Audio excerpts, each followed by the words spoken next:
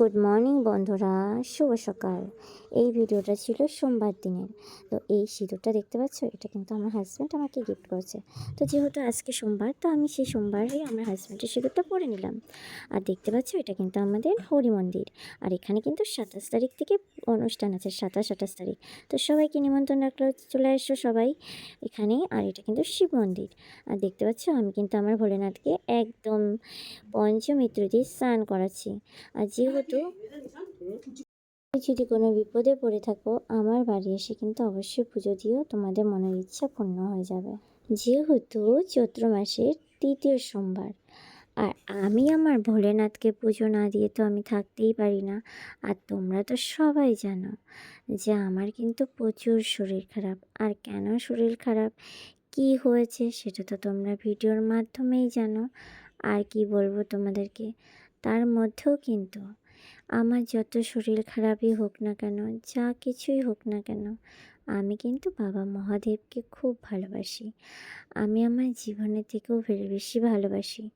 সর্বপ্রথম হচ্ছে আমার মহাদেব, তারপরে হচ্ছে স্বামী, সন্তান, সব কিছু।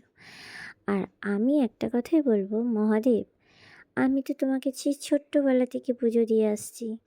আমাকে তো তুমি অনেক কষ্টে রেখেছো, অনেক কষ্টও দাও। তো যত খুশি কষ্ট দাও, শুধু সহ্য করার ক্ষমতাই দিও। তো দেখো বন্ধুরা, আমি কিন্তু আমার পুরো ঠাকুর ঘরটাকে সাজিয়ে ফেলেছি। আর দেখো, ঠাকুর ঘরটা এবার চলে এসেছি মন্দিরে। তো মন্দিরে কিন্তু আমি অনেক দিন পর আসলাম। সেই শ্রাবণ মাসে এসেছিলাম, আর আসিনি। তো দেখতেই পাচ্ছ, এই যে জামাটা ঠাকুরের গায়ে পরিয়েছি লাল কালারের, এটা কিন্তু আমি বানিয়েছি। ঠাকুরকে স্নান করানো হয়ে গেছে, জামা পরানো হয়ে গেছে, এবার কিন্তু মালা দিচ্ছি, ফুল দিচ্ছি, সব কিছু আমি কিন্তু আমার মতন করে ঠাকুরকে সাজাচ্ছি।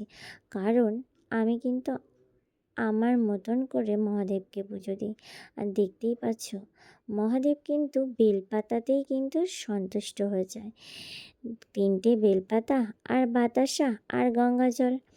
তো আমার কাছে যতটুকু ছিল, যেহেতু আমার শরীর প্রচুর খারাপ, আমি কিন্তু এই পুজোটা দিয়েছিলাম ঠিক বিকেল 5টার সময়। কারণ আমি এতটাই শরীর খারাপ, আমি সারাদিন বিছানা থেকে উঠতেই পারিনি। তো আমি উঠেই জাস্ট ঘরের পুজো দিয়েই কিন্তু আমি চলে গিয়েছিলাম মন্দিরে। আর মন্দিরের পুজো করব না, এটা কখনোই হয় না। ইচ্ছে করে আমি তারকেশ্বর যাই, কিন্তু কি করব বলো, যদি বাবা ভোলানাথ আমাকে না নিয়ে যায়, তাহলে আমি কি করে যাব? সে তো আমাকে সৃষ্টিকর্তা, সেই সব কিছু। কিন্তু কি বলো তো, আমার খুব কষ্ট লাগে। আমি যেমন আমার বাড়ির মহাদেবকে আদর যত্ন করে রাখি, কিন্তু এই মন্দিরের ভোলেনাথকে না কেউ আদর যত্ন করে রাখে না। এটাই আমার সবথেকে বড় কষ্ট লাগে। আমি যখন আসি তাকে যতটা পারি ততটা আদর যত্ন করে পুজো দেওয়ার চেষ্টা করি।